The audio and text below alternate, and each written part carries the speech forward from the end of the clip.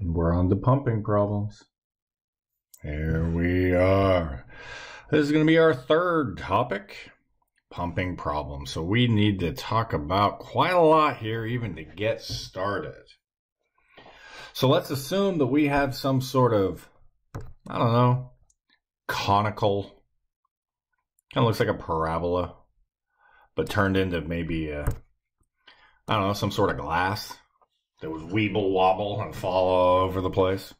And maybe it's filled up with your favorite drink of choice, and we want to, you take a little straw, and you're like, I want to drink that. Okay, well, we want to know what's the work done.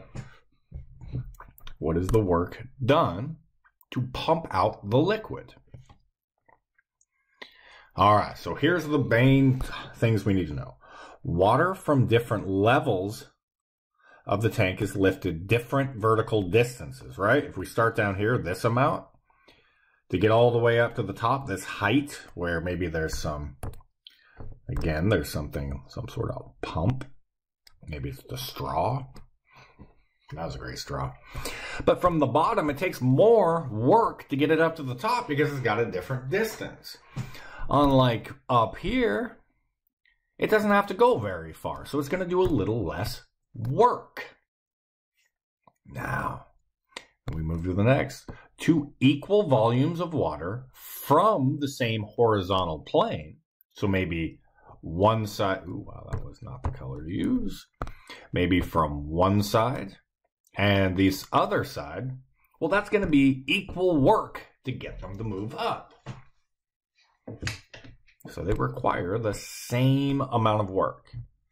And now, as I discussed in I think 2 videos ago, our density can be measured in a couple of different ways, whether we're dealing with one dimension, like meters, or if we're dealing with volume. So a volume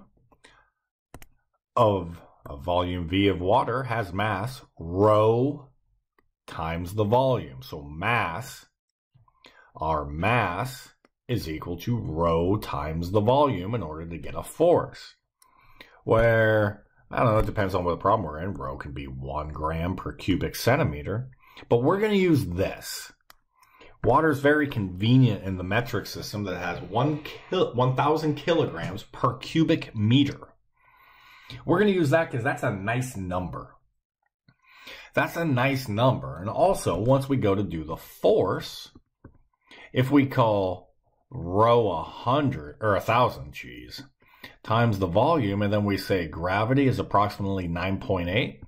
Let's just go with this assumption that 9.8 times 1,000 is 9,800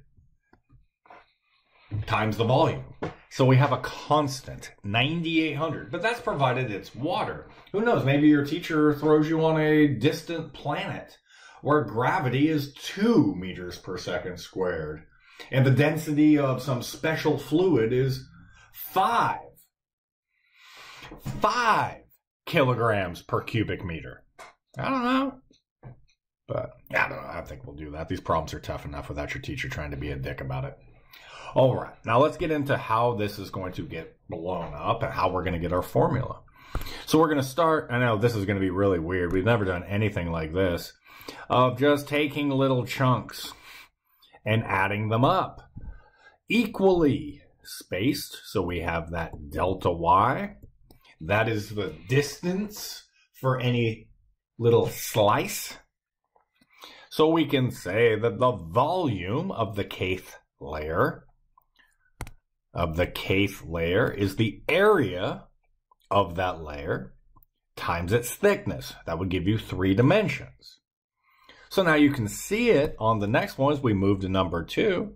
We have a disk. And again, I know you've never seen a disk before. 6.3. We're going to take these little disks, which are going to be, what is this? The force on that disk, that area, some pi r squared, right? We're going to take our area function times the delta y. Let me zoom in a little bit more. Times the delta y. And then we have times that constant. Remember that? That 9,800 if it's water?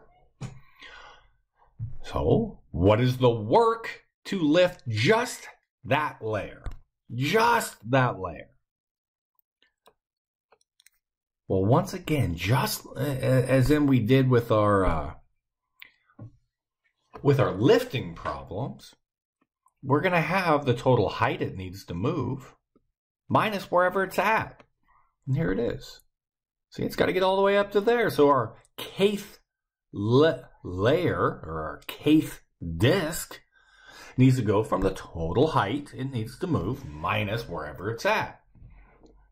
But everything else in the formula is the same thing as what we had right up here. And then the work to lift all the layers will be so the fourth one is, we need to take the sum, add them all up.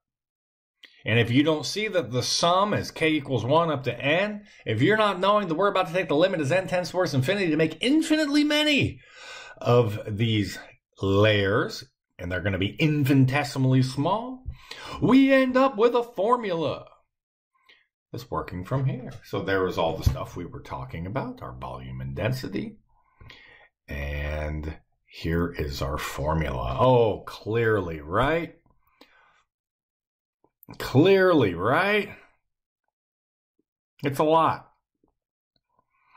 So I'm going to skip past the 1 and the 2 because this is talking about what we just discussed. Here's our formula. We're going to say that the work done to pump something out will be our constant. That 9,800 if it's water and we're on Earth, times the area of any one of those slices, times the distance it must travel, dy. And that is the beginning of solving these pumping problems. And I'm telling you, these are a little complex. They take some good thought. I know for myself, when I learned these, the teacher was explaining this, and I was like, okay, this is beyond me. I'm just going to wait for the formula, and then I'm going to try and reconstruct it. So if this didn't make any sense to you, welcome to the club. If it did make sense to you, awesome. But in our next video, when we actually start to do some of these, your responsibility is to know the formula, know how to set it up, plug it in, and be able to get a correct answer. Because the next thing we're going to do is we're going to take this, some inverted cone. If you've ever taken a math class with me, you know I like cones. So we're going to pump water out of a cone. All right, so that'll be our next one. I will see you there, hopefully.